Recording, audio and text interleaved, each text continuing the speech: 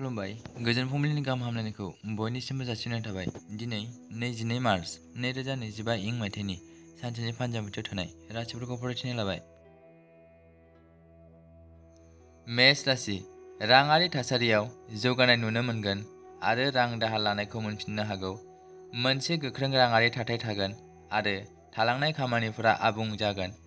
मेष राशिनि खाफाल गोनां अनजिमाया 6 आरो गाबा गुफुर।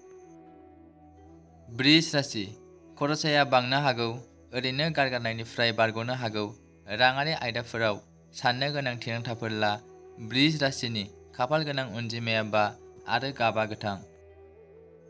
मिथुन राशि फालांगि फेहेरनायनि आसाया जौगागासिनो दं। रां थिसनथायनि मोजां खाबुफोर सोमजिनो हागौ। गासिबो गोनांथार आयदाफोराव दिदोमथि फैगोन आरो गोजाम नांलायनायफोरा सुस्रांजानो हागौ। मिथुन राशिनि खाफाल गोनां अनजिमाया 2 आरो गाबा मुगा गाब। कर्कट राशि थाबथानाय रांखौ मोनफिननाय जागोन। गोदान रां थिसननायनिफ्राय गोजानाव था। राङारि आयदाफोराव जाफुंसारनाय मोनगोन आरो गोजाम जेंनाफोरा सुस्रांजागोन। कर्कट राशिनि खाफाल गोनां अनजिमाया 9 आरो गाबा रुफा। सिंह राशि राङारि थासारिया गोख्रों जागोन। रां थिसननायनिफ्राय मुलाम्फा जागोन। हाबाफोराव जाफुंसार जानो हागोन। सिंह राशिनि खाफाल गोनां अनजिमाया 5 आरो गाबा गोथां। कन्या राशि राङारि थासारिया मोजां थागोन आरो रां थिसननायनि गोदान खाबुफोर सोमजिनो हागौ। जिउ राहा आरो रांखान्थिजों सोमोन्दो थानाय जेंनाफोरा सुस्रांजागोन। कन्या राशिनि खाफाल गोनां अनजिमाया 7 आरो गाबा गोसोम। तुला राशि आयनि गोदान फुंखाफोर नुजानो हागौ, नाथाय नाङै खरसाफोरखौ नागार। जाफुंसारनाया गासिबो गोनांथार हाबायाव फैगोन। तुला राशिनि खाफाल गोनां अनजिमाया 9 आरो गाबा गोमो।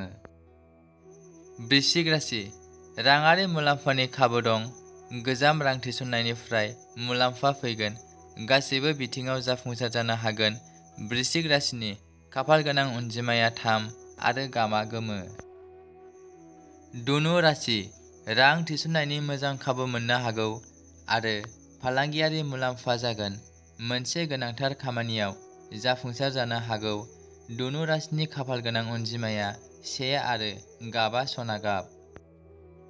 मकर राशि खरसाया बांनो हागौ, नाथाय आयाबो बांगोन। नोंथाङा खामानियाव गोसो होगोन आरो जाफुंसारनाय जानो हागोन।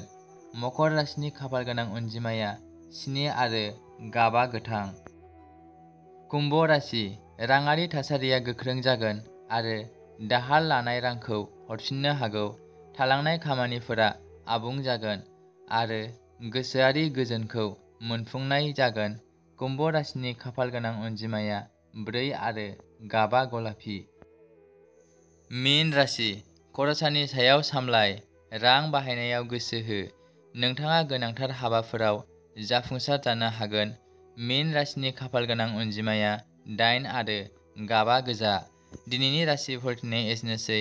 बेजों लोगोसेयैनो बुहुमनि साफ्रोमबो सुबुंफोरनि थाखाय दिनैनि साना गाहामैनो बारलांगोन होनना आनान गसाइनाव आरज गाबनाय थाबाय।